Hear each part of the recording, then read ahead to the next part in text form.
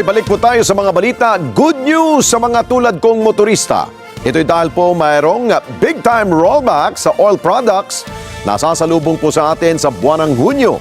Sa pagtaya ng Department of Energy o DOE, batay sa 5 araw na kalakalan sa Mine of Platte, Singapore, maaring matapyasan ng 8 pesos ang presyo ng kada litro ng diesel, 4 pesos naman sa gasolina at 10 piso sa kerosino gas. Gayunman, hindi pa ito ang pinal na galaw ng pump prices dahil i-compute pa pala ang risk premium, freight cost at insurance.